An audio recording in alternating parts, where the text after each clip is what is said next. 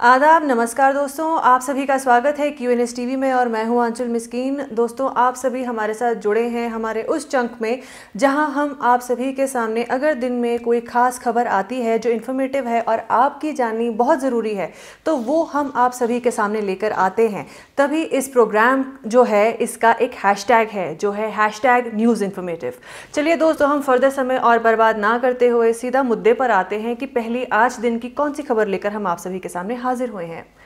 तो दोस्तों, हमारी जो आज की पहली खबर है वो जुड़ी है फेक जर्नलिज्म से जुड़ी है। आपको अगर याद होगा, कुछ दिन पहले हम आप सभी के सामने आए थे कुछ क्लस्टर यूनिवर्सिटी से जुड़े रूल्स एंड रेगुलेशंस को लेके जो जर्नलिज्म के स्टूडेंट्स के बारे में थे, और कुछ हमने आपको अपडेट दिया था कि फेक न्यूज़ किस तरह से कश्मीर में प्रोपोगेट होता है और किस तरह से फेक जर्नलिस्ट्स अपना काम तेज़ी से कर रहे हैं और आप तक गलत खबरें पहुंचा रहे हैं। अब इसी से जुड़ी एक और खबर आई डिस्ट्रिक्ट रामबन से। खबर ये आई कि डिस्ट्रिक्ट रामबन के DM मसरत इस्लाम ने जर्नलिस्ट्स के क्रेडेंशियल्स और सोर्सेज जो उनकी फंडिंग के हैं उसका वेरिफिकेशन करने के ऑर्डर्स दिए, और साथ ही ये भी कहा कि ये चेक किया जाए कि रामबन में जितने भी न्यूज़ पोर्टल्स चल रहे हैं वो रजिस्टर्ड हैं या नहीं। अब दोस्तों, ये जो एक कदम है ये रामबन डिस्ट्रिक्ट के लिहाज से एक बहुत ही वेलकमिंग स्टेप है, क्योंकि जैसा कि आप जानते ही हैं कि कश्मीर में इस टाइम पे इस और कदम बहुत तेज़ी से बढ़ाए जा रहे हैं।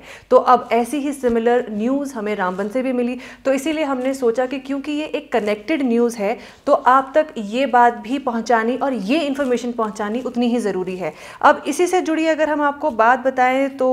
रामबन के ही वर्किंग जर्नलिस्ट एसोसिएशन के प्रेसिडेंट M तस्कीन वानी ने भी DM रामबन के इस फैसले का समर्थन किया और कहा कि वो बहुत समय से चाहते थे कि,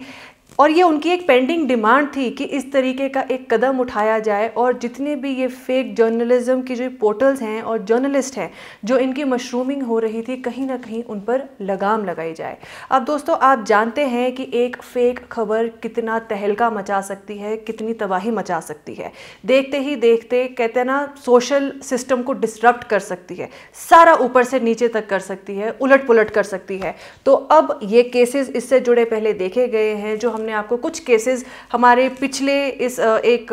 एपिसोड में चंक में आप तक हमने पहुंचाए थे कि किस तरह से एक गलत खबर ने हॉस्पिटल्स में भीड़ इकट्ठा कर दी थी और जो बेचारा डॉक्टर जिससे जुड़े वो खबर सामने आई थी उसके साथ मारपीट हुई थी। अब इसी तरह की खबरें अब J&K से अगर जाएंगी और वो भी फेक होंगी, तो आप जानते हैं कि J&K जो एक इलाका है ये थोड़ा क्रिटिकल जोन में आता है और यहाँ एक एक खबर बहुत मायने रखती है और लोग एक एक खबर जो है बहुत गौर से देखते हैं। तो उस लिहाज से अगर देखें तो जो जम्मू कश्मीर का जो एक शांति भरा माहौल है वो ना बिगड़े, फ्यूचर में उस पर और आंच ना आए, इसी चीज़ को कर्टेल करने के लिए ये कदम अब डिस्ट्रिक्ट वाइज